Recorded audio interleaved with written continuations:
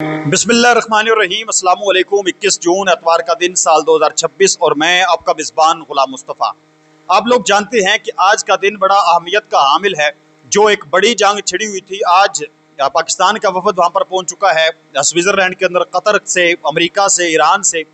और वहाँ पर आज एक बड़े लेवल पर जो है वो मुज़ाकराती नशिस्त होने जा रही है। अब इस मुज़ाकराती नशिस्त से पहले ही ईरान ने एक बड़ी खबर जारी कर दी है, एक बड़ा बयान जारी कर दिया, एक बड़ा ऐलान जारी कर दिया, जिसने अमरीकी सफ़ों के अंदर सफ़े मातम बिछा के रख दी है। नाज़रीन मोहतरम, ईरान जब से ये जंग शुरू हुई है, हम लोग देख रहे हैं कि ईरान अपने मौक़िफ़ से 1 इंच भी पीछे नहीं हटा और ना ही अमरीका उसको हटा सका है।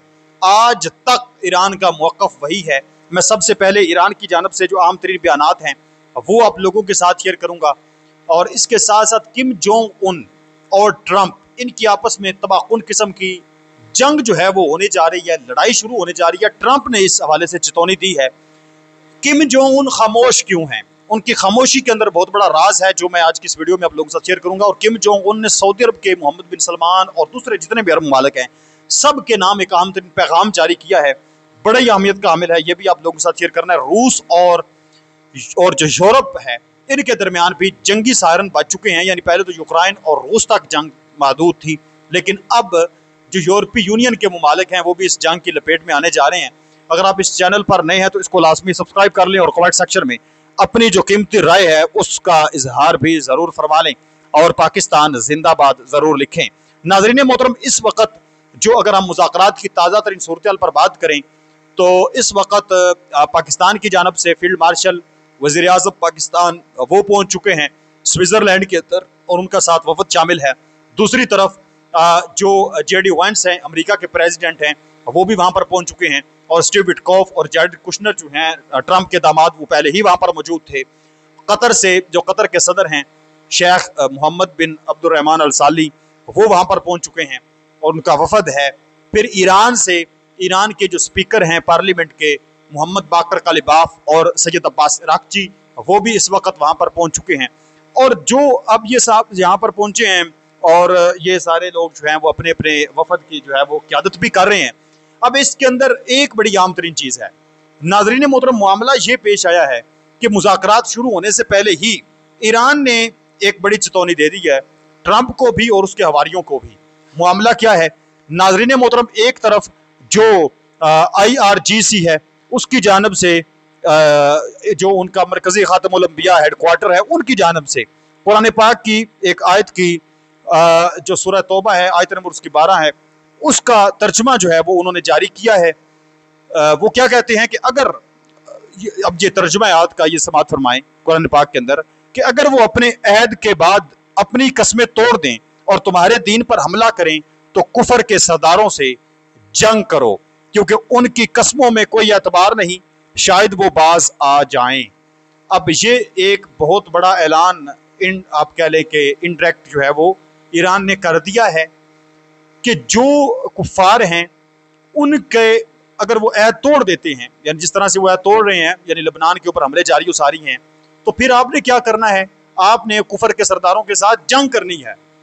तो ये ईरान ने तबले जंग बजा दिया इनके साथ कि अगर ये, अब आप कह लें कि ट्रंप और उनके हवारियों के लिए बड़ी खबर है कि अगर उनके जहन में कोई मीम मैच थी ना कि हमने ईरान को यहाँ पर ऐसे झुका लेना है, तो ऐसे कर लेना है, तो ईरान ने पहले बता दिया हम जंग के लिए तैयार हैं, हमारे मुतालबात माने जाएंगे तो ठीक है, अदरवाइज और कोई ऑप्शन मौजूद नहीं है।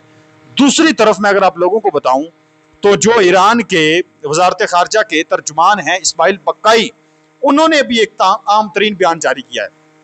उन्होंने कहा है कि जो MOU है, यानी मेमोरेंडम ऑफ अंडरस्टैंडिंग, यानी तफहीम की यादाश्त, उसकी जो शिक नंबर 13 है वो बिल्कुल वाजे है।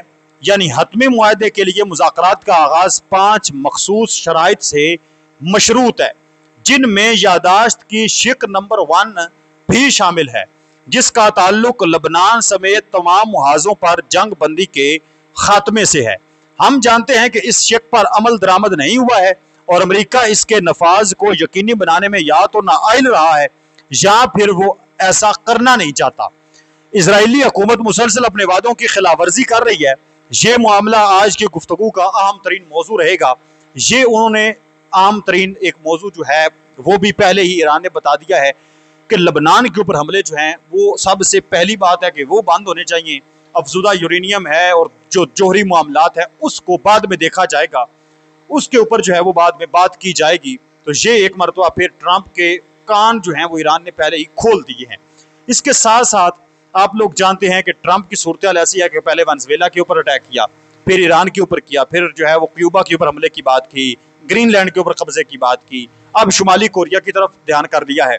और G7 समिट के दौरान उन्होंने ट्रंप ने जो जनूबी कोरिया के सदर हैं उनके साथ गुफ्तगू की और उनको बताया कि शुमाली कोरिया को अब जोहरी हथियार जो है वो नहीं रखने चाहिए।